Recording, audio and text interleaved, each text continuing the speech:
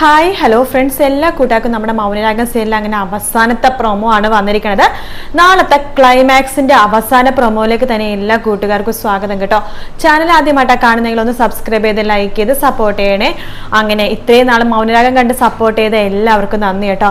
അങ്ങനെ നാളെയാണെന്നുണ്ടെങ്കിൽ നമ്മുടെ സരിയുമാണ് ഇതിനെല്ലാം പിന്നിലെന്ന് കിരണിനെ മനസ്സിലായിട്ടുണ്ട്. അപ്പൊ കിരണും രതീഷും വേലും കൂടിയിട്ട് കറക്റ്റ് സമയത്ത് തന്നെ മനോഹറിനെ ഹോസ്പിറ്റലിലേക്ക് എത്തിക്കുന്നുണ്ട്. ആ സമയത്ത് സരിയു അവിടെ ഉണ്ട്. സരിയു അത് കാണുമ്പോൾ തന്നെ ആകെ ദേഷ്യം വന്ന് വേഗം തന്നെ ഷാരിയുടെ അടുത്ത് വന്ന് പറയണ്ട്, അവൻ ആ മനോഹറിനെ പൊക്കിയെടുത്തോണ്ട് ഇങ്ങോട്ടേക്ക് വന്നിട്ടുണ്ട്. ഇനി എനിക്കൊന്നും നോക്കാനില്ല, ഞാൻ നേരെ പോണത് കല്യാണിന്റെ അടുത്തേക്കാ. എന്തായാലും കിരൺ ഇവിടെയാണല്ലോ, അവളോട് ഒറ്റക്കാണല്ലോ, അവളെ ഞാൻ തീർത്ത് കൊല വിളിച്ചിട്ട് ഞാൻ മരിക്കാനോ ചാവാനോ എന്ത് വേണമെങ്കിലും ഞാൻ ചെയ്യും എന്നൊക്കെ പറഞ്ഞിട്ട് സരിയു അവിടെ നിന്ന് ഇറങ്ങി പുറപ്പെടുവാട്ടോ. അങ്ങനെ അതുപോലെ കിരൺ ഒരുപാട് ബഹളമൊക്കെ ഉണ്ടാക്കിയിട്ട് ഷാരി എടുത്ത്, നിങ്ങൾക്ക് മടിയില്ലല്ലോ, നിങ്ങൾ നല്ലൊരു അമ്മയല്ല, നല്ലൊരു അമ്മയാണെങ്കിൽ മക്കൾ വഴിതെറ്റി പോകുമ്പോൾ അവരെ ഉപദേശിക്കുമായിരുന്നു, നിങ്ങൾ ഉപദേശിച്ചില്ല, അവളെ സപ്പോർട്ടാണ് ചെയ്തത്. നിങ്ങളെയൊക്കെ ഞങ്ങൾ ഒരുപാട് ഞാനും കല്യാണി വിശ്വസിച്ചതിനാണോ നിങ്ങൾ ഞങ്ങൾക്ക് ഈ ഒരു ശിക്ഷ തന്നത്? എനിക്ക് മനസ്സിലായി, എന്റെ കല്യാണം എടുത്ത് അവൾക്ക് ഇപ്പോഴും ദേഷ്യം, കൊല്ലാനുള്ള ദേഷ്യം അവളെ ഞാൻ വെച്ചിട്ടുണ്ട് എന്നൊക്കെ പറഞ്ഞിട്ട് കിരൺ അവിടെ നിന്ന് പോകുവാണ്. കിരണും രതീഷും വേലും കൂടി നേരെ പോണത് നമ്മുടെ വീട്ടിലേക്കാണ് കേട്ടോ. ഇനിയിപ്പോ സരിയു അവിടെ നിന്ന് പോയത് കല്യാണിന്റെ അടുത്തേക്കാണെങ്കിലോ, കാരണം സരിയു പ്രാന്ത് പിടിച്ചൊരു അവസ്ഥയാണെന്ന് കിരണിനെ നന്നായിട്ട് അറിയാം. അങ്ങനെയുള്ള സരിയു ഒന്നും ചെയ്യാനും മടിക്കില്ല. കിരൺ നേരെ വീട്ടിലേക്ക് പോവാണ്. വീട്ടിലേക്ക് പോകുമ്പോഴേക്കും സരിയു അതിനു മുമ്പ് തന്നെ അവിടെ എത്തിയിട്ടുണ്ടായിരുന്നു കേട്ടോ. അപ്പൊ ബെല്ലടിക്കുമ്പോ കല്യാണിയാണ് വാതിൽ തുറക്കുന്നത്. കല്യാണി ആകെ ഷോക്കായിട്ടിരിക്കുകയാണ് സരിയുവിനെ കാണുമ്പോഴേക്കും. കല്യാണിക്ക് ചെറിയ പേടിയൊക്കെ ആവുന്നുണ്ട്. സരിയു ചോദിക്കണ്ട്, എന്താ കല്യാണി എന്നെ കാണുമ്പോ പേടിയാവുന്നുണ്ടോ? ഞാൻ ആകെ മാറിയല്ലോ, ഞാൻ മനുവേട്ടനെ സ്നേഹിക്കാൻ തുടങ്ങിയ പുതിയ സരിയു അല്ലേ? ഞാൻ മനുവേട്ടൻ പരോളിന് വന്നപ്പോ ഞാനാ മനുവേട്ടനെ ജയിലിൽ നിന്ന് കൂട്ടിക്കൊണ്ടത്, വീട്ടിൽ കൊണ്ടുപോയി നല്ല ഫുഡും കൊടുത്തു. അതിനുശേഷം കല്യാണിനെ കാണാൻ വേണ്ട ഞാൻ ഇവിടേക്ക് വന്നത്. കല്യാണിക്ക് അറിയാവോ, ഞാൻ എന്റെ ജീവിതത്തിൽ ചെറുപ്പം മുതൽ സ്നേഹിച്ചതാ കിരണ്ണ. അതറിയായിരിക്കുമല്ലോ, കിരണ്ണോടൊക്കെ എനിക്കുള്ള സ്നേഹം ഒരു പ്രാന്തായിരുന്നു. അവൻ ചെറിയൊരു തെറ്റ് കാണിച്ച ഞാൻ അവന് ഒരുപാട് അടിക്കുമായിരുന്നു, ഒരുപാട് ദ്രോഹിക്കുമായിരുന്നു. അവന്റെ മുടി പോലും പിടിച്ചു വലിക്കുമായിരുന്നു. അവൻ പുറം നാട്ടിലൊക്കെ പഠിക്കാൻ പോയപ്പോഴൊന്നും ആരും അവന്റെ മനസ്സിലിടാൻ പറ്റിയിട്ടില്ല. അന്നൊക്കെ ഞാൻ വിചാരിച്ചു എന്നെ അവൻ അത്രമാത്രം ഇഷ്ടമാണെന്ന്. അവന് ഇഷ്ടമായിരുന്നു എന്നെ, പക്ഷെ എന്റെ സ്വഭാവം അവന് അംഗീകരിക്കാൻ പറ്റുന്നുണ്ടായില്ല. അഹങ്കാരമായിരുന്നല്ലോ എനിക്ക്, അഹങ്കാരം തലയിൽ കയറ്റിയിരിക്കുകയായിരുന്നല്ലോ. അതിന് കാരണം ഞാനാണോ കല്യാണി? എന്നെ അഹങ്കാരിയായിട്ട് വളർത്തിയത് ആരാണ്? കിരണിന്റെ അമ്മ, അതായത് രൂപ ആന്റി, പിന്നെ എന്റെ അച്ഛൻ രാഹുല്, പിന്നെ എന്റെ അമ്മ, എല്ലാത്തിനും സപ്പോർട്ട് ചെയ്യുന്ന വളർത്തമ്മ ഷാരി. എല്ലാവരും പറയുന്നതൊക്കെ അപ്പോഴപ്പോൾ വാങ്ങിച്ച് തന്ന് എന്നെ ഒരു അഹങ്കാരിയാക്കി മാറ്റിയത് ഇവരെല്ലാം അല്ലേ? എന്നിട്ട് അവസാനപ്പോഴേക്കും ഞാൻ ഒറ്റക്കായി. പിന്നെ എന്റെ ജീവിതത്തിലേക്ക് ഒരുത്തം വന്നു, മനോഹർ. അവനെന്താ ചെയ്തത്? എന്നെ പറഞ്ഞു പറ്റിച്ചു. 10 പെമ്പിള്ളേരെ കല്യാണം കഴിച്ചിട്ട് അവസാനം എന്നെ കല്യാണം കഴിച്ചു. എനിക്കൊരു കുഞ്ഞിനെ തന്നിട്ട് അവസാനം അവനും എന്നെ പറ്റിച്ചു. എല്ലാത്തിനും കാരണം ആരാണെന്ന് കല്യാണിക്ക് അറിയാവോ? നീയാ കല്യാണി എല്ലാത്തിനും കാരണം. സരിയു, ഞാൻ പറയണത് നീ ഒന്ന് സമാധാനമായിട്ട് കേക്ക്. വേണ്ട, എനിക്കൊന്നും കേൾക്കണ്ട.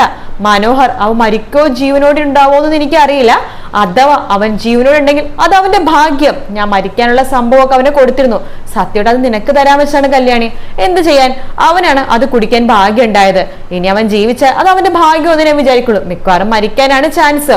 ഇനി അടുത്ത നീയാ കല്യാണി, നിന്നെയും കൂടി കൊന്നിട്ടേ ഞാനും മരിക്കും, നമുക്ക് ഒരുമിച്ച് മരിക്കാം എന്നൊക്കെ പറയാണ്. കല്യാണിക്കാണെങ്കിൽ ആകെ വല്ലാത്ത പോലെ സരിയു വേണ്ട എന്നൊക്കെ പറയുന്നുണ്ടെങ്കിലും സരിയു അതൊന്നും കേൾക്കുന്നില്ല. കല്യാണിനെ കൊല്ലാൻ വേണ്ടി കൊല വിളിച്ച് കല്യാണിനെ ഉപദ്രവിക്കാൻ വേണ്ടി നേരെ സരിയു പോകുവാട്ടോ.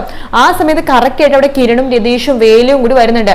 അവർ ഓടി വന്നിട്ട് സരിയുവിനെ പിടിച്ച് മാറ്റുന്നുണ്ടെങ്കിലും സരിയു അവരെയൊക്കെ പിടിച്ച് തള്ളി മാറ്റുവാട്ടോ. എന്നിട്ട് കല്യാണിനെ വീണ്ടും ഉപദ്രവിക്കാൻ വേണ്ടി പോകാണ്. അവസാനം കിരൺ സരിയുവിനെ പിടിച്ചു കെട്ടി കാട്ടിൽ കൊണ്ടുപോയിടാന്നൊക്കെ വിചാരിക്കും.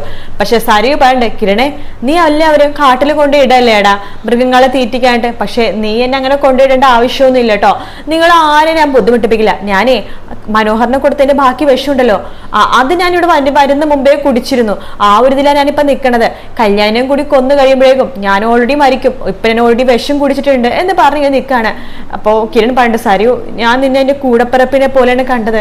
വേണ്ട സരിയു, എല്ലാം നീ ഉപേക്ഷിക്കും. നിനക്ക് ഒരു അവസരം കൂടി ഞാൻ തരാം, നീ നല്ല രീതിയിൽ ജീവിക്കും. സരിയോ, ഇല്ലടാ ഞാൻ വിഷം കുടിച്ചു, ഞാൻ ഇപ്പൊ മരിക്കാൻ വേണ്ടി പോവാ. എന്തായാലും നിങ്ങൾ എല്ലാരും കൂടി എന്നെ തോപ്പിച്ചില്ലേ, ഈ ജന്മം കല്യാണി നിന്നെ എടുത്തു, അടുത്ത ജന്മമെങ്കിലും നിന്നെ എനിക്ക് വേണോടാ എന്നൊക്കെ പറഞ്ഞിട്ട് സരിയു തന്നെ വിഷം കുടിച്ച് മരിക്കുകയാണ് ചെയ്യണം കേട്ടോ. അപ്പൊ സരിയു മരിക്കണ ഭാഗമാണ് നമുക്ക് ആദ്യത്തെ 15 മിനിറ്റ് നാളെ കാണാൻ പറ്റണം. നാളെ പരസ്യമൊന്നും ഉണ്ടാവില്ല, പരസ്യം ഉണ്ടാവില്ല തോന്നുന്നത്. 25 മിനിറ്റോളം സീരിയലായിരിക്കും. 10-15 മിനിറ്റ് സരിയു മരിക്കുന്നതായിരിക്കും കാണിക്കുന്നുണ്ടാവുക. അതിനുശേഷം പിന്നീട് കാണിക്കുന്നത് 5 വർഷത്തിന് ശേഷമാണ് കേട്ടോ. അതായത് നമ്മുടെ പ്രകാശൻ ജയിലിലാണല്ലോ, 8 വർഷമാണ് ജയിലിൽ കിടക്കുന്നത്. അതിന്റെ കാലാവധിയൊക്കെ വെട്ടിക്കുറച്ച് 5 വർഷം ആക്കിയിട്ടുണ്ടാവും. അങ്ങനെ പ്രകാശൻ പുറത്തേക്ക് ഇറങ്ങാണ്. ജയിലിൽ നിന്ന് കൂട്ടിക്കൊണ്ടുവരാൻ വേണ്ടി പോകുന്നത് നമ്മുടെ അമ്മുമ്മ തന്നെയാണ് കേട്ടോ. അമ്മ പ്രകാശനെ കൂട്ടിക്കൊണ്ടുവരാൻ ജയിലിന്റെ പുറത്ത് നിൽക്കാണ്. പ്രകാശന് ഭയങ്കര സന്തോഷമുണ്ട് അമ്മമ്മേനെ കാണുമ്പോൾ. അമ്മയാണോ വന്നത്? എന്റെ മക്കളും മരുമക്കളൊന്നും വന്നില്ലേ? എടാ, അവരെല്ലാം നിന്നെ വരവേൽക്കാൻ വേണ്ടി വീട്ടിൽ കാത്തിരിക്കാടോ.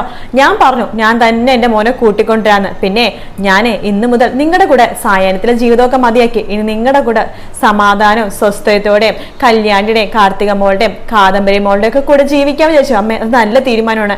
എനിക്ക് എന്റെ മക്കളെ കാണാൻ കൊതിയായി അമ്മേ. വാടാ, നമുക്ക് അങ്ങോട്ടേക്കല്ലേ പോകുന്നത് എന്ന് പറഞ്ഞിട്ട് നമ്മുടെ അമ്മുമ്മയും പ്രകാശനും കൂടി നേരെ വണ്ടിയിലേക്ക് കയറി വീട്ടിലേക്ക് വരുവാട്ടോ.